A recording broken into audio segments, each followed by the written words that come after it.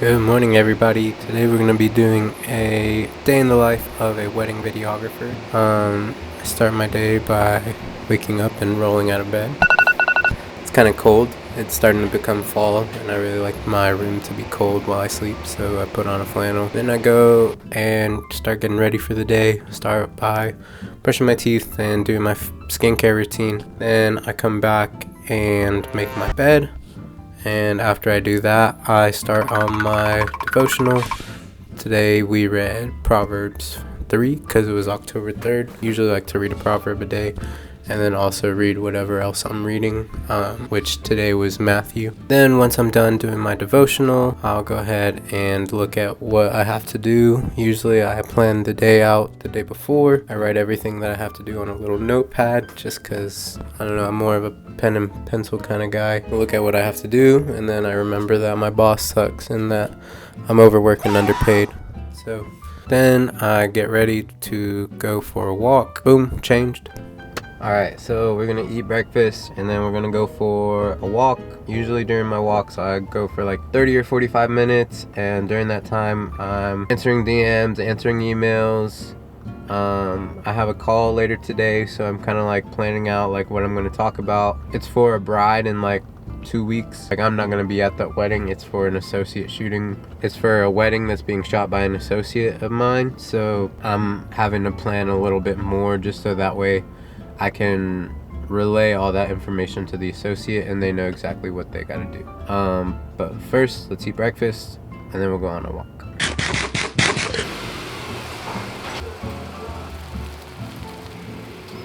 I really thought about skipping because this video is adding a lot of time to my day. Usually I'm here at like 10, it's like 10:50, but my height starts with a 5.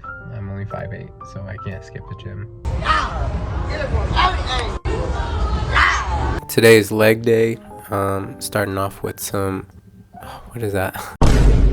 I like to usually start with the Smith machine hip thrusts because whenever I get to the gym and it's empty, like the Smith machine is empty, then that's probably like the only 30 seconds that the Smith machine will actually be empty. There's always a million females taking up the Smith machine for hip thrusts, and my gym only has one. After the gym, I head back home. I start editing for the day. I have a highlight film back from my editor, so I'm working on putting the finishing touches on that. After that, I start planning for some phone calls that I have during the day.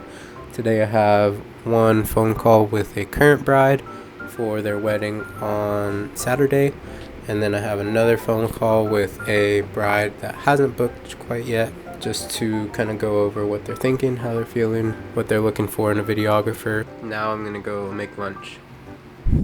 After lunch, I start editing some YouTube shorts for my YouTube channel, for this channel that you're watching right now. I use AI to do that, so I use Opus Pro just to get like a base of like some YouTube shorts, at least for right now, until I can kind of hire an editor to do that.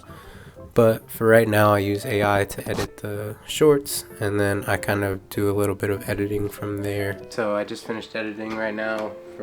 I've been editing for like 2.5 hours. Now I'm going to run errands, so I'll see y'all later. So right now I'm preparing for a Zoom call that I have in 10 minutes. It's with a potential bride. They haven't booked just yet. They inquired on my website yesterday, and like I said in a previous video that I'll link up here, I sent them an email saying basically that I'm available, but I'm booking out for next year, so I'm not sure if I'll be available much longer. I told them that their venue is gorgeous, even though I've never been there. I just looked up pictures of it and it was really pretty, so I told them that they made a great choice and that they can book a phone call with me using a link in the email. And they did. They booked a phone call with me for today. So we're about to do that, but I'm gonna prepare really quick. Things that I like to have written down are their wedding day. That way I don't stumble over my words and say the wrong day. Their names, their first names, really most important. And then since I'm talking to the bride, her fiance's last name is great. I like to have their venue written down, that way I know where it is. And other than that, I really don't need much else to prepare for this initial phone call. This is more just like trying to get to know them because all I know is what they've told me on their inquiry. So I'm just asking questions about them, getting to know them a little bit, getting to know why they want a videographer, getting to know what they're looking for in a videographer, and then asking them if they've looked through my packages, because I send that in the email as well, and then what package they're kind of leaning towards. So if you want to see like full like phone call with me and a potential bride, we'll see how this one goes. If I end up booking them over this call, that would be awesome. But if not, totally okay. Not everyone says yes, but usually when they reach out to me, they already know my base pricing and what all that includes. And that's usually the package that they pick. And then the extra packages are just like more coverage time, more video edits, stuff like that. So what they say, if they say yes, then I'll store this phone call. And if you want to see it in a private mentor session, or if I end up making a course, it'll be included. I'll tell you what's kind of going on. I'm just asking simple questions like what they do, because they seem kind of busy. She was driving while she was on the phone and he couldn't hop on the phone call, so like usually that means that they're a busy couple, and just between us, when they're a busy couple, it usually means that they have more money.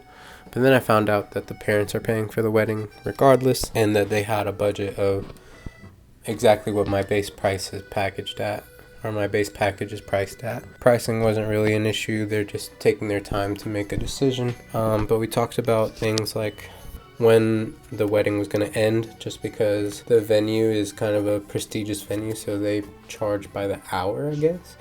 Or maybe they have like little packages like starting at 4 hours.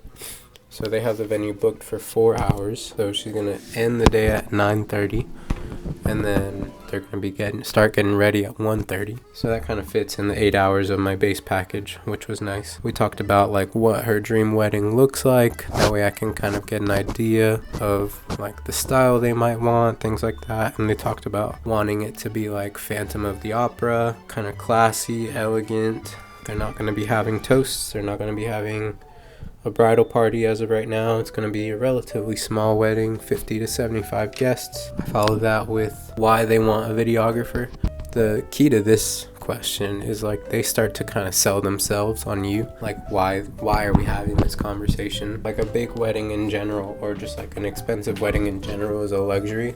So it's just nice to like kind of get them to kind of ask themselves why they want a videographer. That way whenever you start saying like, oh, like let's go ahead and book, like there's not a, oh well, I'm not sure if I want a videographer. They already know that they want one. Whether that's you or not, that's a different question, but they already know that they want a videographer. So just to wrap it up really quickly, had the phone call, it went pretty good. They didn't decide to book, but they asked me to send them a proposal so that whenever they do decide, they're probably going to decide over the weekend. I said that I'll set the proposal kind of due date for Monday. That way if they decide over the weekend, they can go ahead and pay and be booked into the calendar. And then if they decide to go a different direction, that they can just let me know and it would be totally fine.